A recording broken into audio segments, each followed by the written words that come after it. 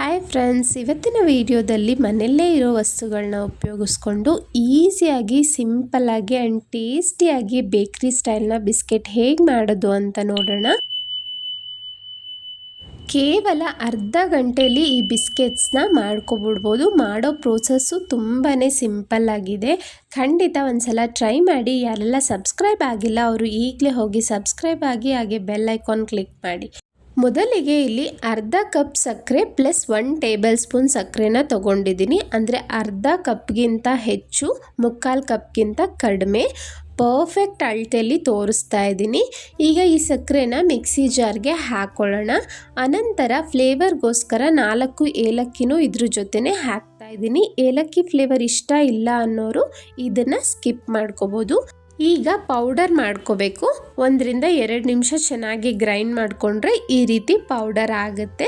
ನಂತರ ಈ ಮಿಕ್ಸಿ ಜಾರ್ಗೆ 3/4 ಕಪ್ ಆಗೋವಷ್ಟು ಯಾವುದೇ ಫ್ಲೇವರ್ ಇಲ್ಲದೆ ಇರೋ ಅಂಥ ಅಡುಗೆ ಎಣ್ಣೆನ ಹಾಕ್ತಾ ಇದ್ದೀನಿ. ಈಗ 2 ರಿಂದ 3 ನಿಮಿಷಗಳ ಕಾಲ ಚೆನ್ನಾಗಿ ಗ್ರೈಂಡ್ ಮಾಡಿಕೊಂಡ್ರೆ ನಿಮಗೆ ಸಾಫ್ಟ್ ಆ್ಯಂಡ್ ಸಿಲ್ಕಿ ಟೆಕ್ಸ್ಚರ್ ಬರುತ್ತೆ. ಆ ರೀತಿ ಗ್ರೈಂಡ್ ಮಾಡ್ಕೋಬೇಕು. ಮಿನಿಮಮ್ 2 ರಿಂದ 3 ನಿಮಿಷ ಗ್ರೈಂಡ್ ಮಾಡ್ಕೊಳ್ಳಿ.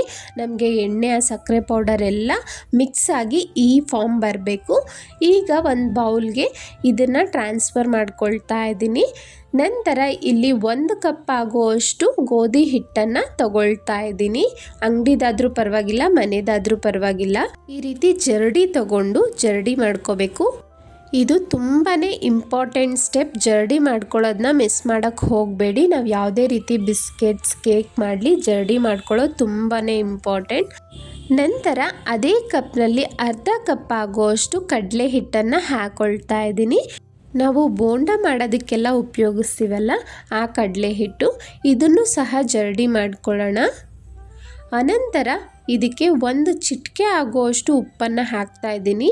1 ಚಿಟಿಕೆ ಆದರೆ ಸಾಕು, ಹೆಚ್ಚಿಗೆ ಆದರೆ ಉಪ್ಪುಪ್ಪಾಗಿಬಿಡುತ್ತೆ ಬಿಸ್ಕೆಟ್ಸು. ನಂತರ ಕ್ರಂಚಿಯಾಗಿ ಬರಲಿ ಅಂತ 1 ಟೇಬಲ್ ಸ್ಪೂನ್ ಆಗುವಷ್ಟು ರವೆ, 1/2 ಟೀ ಸ್ಪೂನ್ ಆಗುವಷ್ಟು ಬೇಕಿಂಗ್ ಪೌಡರು, 1/4 ಟೀ ಸ್ಪೂನಿಂದ 1/2 ಟೀ ಸ್ಪೂನ್ ಆಗುವಷ್ಟು ಬೇಕಿಂಗ್ ಸೋಡಾ ಹಾಕ್ತಾ ಇದ್ದೀನಿ. ಈಗ ಎಲ್ಲವನ್ನು ನಿಧಾನಕ್ಕೆ ಬೆರಳುಗಳಿಂದನೇ ಮಿಕ್ಸ್ ಮಾಡ್ಕೋಬೇಕು. ನಾವು ಚಪಾತಿ ಹಿಟ್ಟೆಲ್ಲ ಮಿಕ್ಸ್ ಮಾಡ್ತೀವಲ್ಲ ಆ ರೀತಿ ಪ್ರೆಷರ್ ಕೊಟ್ಟು ಮಿಕ್ಸ್ ಮಾಡೋಕ್ಕೆ ಹೋಗಬಾರ್ದು. ಬಿಸ್ಕೆಟ್ಸ್ ಎಲ್ಲ ಗಟ್ಟಿ ಬಂದುಬಿಡುತ್ತೆ.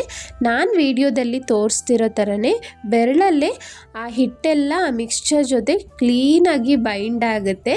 ನಾನು ತೋರಿಸಿರೋ ಅಳತೆ ಪ್ರಕಾರ ಮಾಡಿದ್ರೆ ಪರ್ಫೆಕ್ಟಾಗಿ ನಿಮಗೆ ಇದೇ ಕನ್ಸಿಸ್ಟೆನ್ಸಿ ಬರುತ್ತೆ. ನೋಡಿ, ಹಿಟ್ಟನ್ನು ಹುರಿದು ನೋಡಿದ್ರೆ ನಿಮಗೆ ಈ ರೀತಿ ಕಾಣಬೇಕು.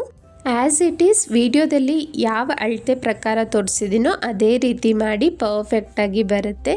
ಈಗ ಉಂಡೆಗಳನ್ನು ಮಾಡ್ಕೊಳ್ಳೋಣ. ಎಲ್ಲ ಬಿಸ್ಕೆಟ್ಸ್ ಒಂದೇ ಸೈಜ್ ಬರಲಿ ಅನ್ನೋದಕ್ಕೋಸ್ಕರ ಈ ರೀತಿ 1 ಸ್ಪೂನಲ್ಲಿ ಹಾಕಿ ಒಂದೇ ಸೈಜ್ ಬಾಲ್ಸ್ನ ರೆಡಿ ಮಾಡಿ ಇಟ್ಕೊಳ್ತಾ ಇದ್ದೀನಿ. ಎಲ್ಲವನ್ನು ಈ ರೀತಿ ರೆಡಿ ಮಾಡಿದ್ಮೇಲೆ ನೋಡಿ, ನಾವು ಬೇಕ್ ಮಾಡೋದಕ್ಕೆ ಇಡ್ತೀವಲ್ಲ ಆ ಪ್ಲೇಟ್ನ ಒಂದು ಸ್ವಲ್ಪ ಆಯಿಲು ಅಥವಾ ತುಪ್ಪ ಹಾಕ್ಕೊಂಡು ಈ ರೀತಿ ಗ್ರೀಸ್ ಮಾಡಿ ಪಕ್ಕಕ್ಕೆ ಇಡೋಣ.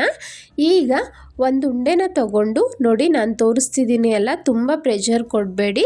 ಇದನ್ನು ಬಾಲ್ ರೀತಿ ಮಾಡಿ ಮಧ್ಯದಲ್ಲಿ ಜಸ್ಟ್ ಲೈಟಾಗಿ ಪ್ರೆಸ್ ಮಾಡಬೇಕು. ಅನಂತರ ನಿಮಗೆ ಯಾವ ಡ್ರೈ ಫ್ರೂಟ್ಸ್ ಇಷ್ಟನೋ ಅದನ್ನು ಇಟ್ಕೋಬೋದು ಅಥವಾ ಹಾಗೆ ಬೇಕಾದರೂ ಮಾಡ್ಕೋಬೋದು. ನಾನಿಲ್ಲಿ ಸನ್ಫ್ಲವರ್ ಸೀಡ್ಸ್ನ ಇಡ್ತಾ ಇದ್ದೀನಿ.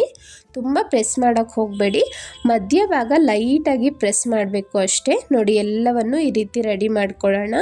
ಅನಂತರ ಇಲ್ಲಿ ತಳ ದಪ್ಪ ಇರೋ ಪಾತ್ರೆ ಇಟ್ಟು ಸ್ಟ್ಯಾಂಡ್ ಇಟ್ಟು ಲಿಡ್ನ ಕ್ಲೋಸ್ ಮಾಡಿ 10 ನಿಮಿಷಗಳ ಕಾಲ ಪ್ರೀ ಹೀಟ್ ಮಾಡೋದಕ್ಕೆ ಇಟ್ಟಿದ್ದೆ ಮೀಡಿಯಮ್ ಫ್ಲೇಮ್ನಲ್ಲಿ. ನೋಡಿ, ಈಗ ಪ್ಲೇಟ್ನ ಪ್ಲೇಸ್ ಮಾಡ್ತಾ ಇದ್ದೀನಿ. ಈಗ ಲೋ ಟು ಮೀಡಿಯಮ್ ಫ್ಲೇಮಲ್ಲಿ 15 ರಿಂದ 20 ನಿಮಿಷಗಳ ಕಾಲ ಬೇಕ್ ಮಾಡ್ಕೊಳ್ಳೋಣ. ಲೋ ಟು ಮೀಡಿಯಮ್ ಫ್ಲೇಮ್ ಇಟ್ಕೊಳ್ಳಿ, ಇಲ್ಲಾಂದರೆ ಸೀದೋಗ್ಬಿಡುತ್ತೆ ತಳದಲ್ಲಿ. ಸುಮಾರು ನಾನಿಲ್ಲಿ ಒಂದು 15 ನಿಮಿಷ ಬಿಟ್ಟು ತೋರಿಸ್ತಾ ಇದ್ದೀನಿ. ಲೈಟಾಗಿ ಬಣ್ಣ ಚೇಂಜ್ ಆಗಿದೆ ಅಲ್ಲ, ಗೋಲ್ಡನ್ ಶೇಡು. ಇಮಿಡಿಯೇಟಾಗಿ ಈ ಪ್ಲೇಟ್ನ ತೆಗೆದು ಹೊರಗಡೆ ಇಟ್ಟು 2 ಅವರ್ಸ್ ಅಥವಾ 1 ಅವರ್ ಬಿಟ್ಟರು ಸಾಕು. ಕಂಪ್ಲೀಟ್ ತಣ್ಣಗಾದರೆ ಬೇಕ್ರಿ ಸ್ಟೈಲ್ನಲ್ಲೇ ಸಖತ್ ಟೇಸ್ಟಿಯಾಗಿರೋ ಅಂಥ ಬಿಸ್ಕೆಟ್ಸ್ ರೆಡಿ ಇರುತ್ತೆ. ಟೇಸ್ಟು ಅಷ್ಟೇ ತುಂಬ ಚೆನ್ನಾಗಿತ್ತು. ಸಾಫ್ಟಾಗಿ ಕ್ರಂಚಿಯಾಗಿ ಪರ್ಫೆಕ್ಟಾಗಿ ಈ ಬಿಸ್ಕೆಟ್ಸ್ ಬಂದಿತ್ತು. ಇದೇ ರೀತಿ ಹಲವಾರು ರೀತಿಯ ಯುನೀಕ್ ರೆಸಿಪೀಸ್ಗಾಗಿ ಯಾರೆಲ್ಲ ಸವಿ ಕಿಚನ್ ಕನ್ನಡನ ಸಬ್ಸ್ಕ್ರೈಬ್ ಮಾಡಿಲ್ಲ ಪ್ಲೀಸ್ ಸಬ್ಸ್ಕ್ರೈಬ್ ಮಾಡಿ. ಈ ವಿಡಿಯೋ ನಿಮ್ಗೆ ಇಷ್ಟ ಆಗಿದ್ರೆ ನಿಮ್ಮ ಫ್ಯಾಮಿಲಿ ಫ್ರೆಂಡ್ಸ್ಗೆ ಶೇರ್ ಮಾಡಿ, ಹಾಗೆ ಲೈಕ್ ಮಾಡೋದನ್ನು ಮರಿಬೇಡಿ. ಬಿಸ್ಕೆಟ್ಸ್ ನಿಮ್ಗೆ ಹೇಗೆ ಬಂತು ಅಂತ ಕಮೆಂಟ್ ಮಾಡಿ ನನಗೆ ತಿಳಿಸಿ. Thank you so much.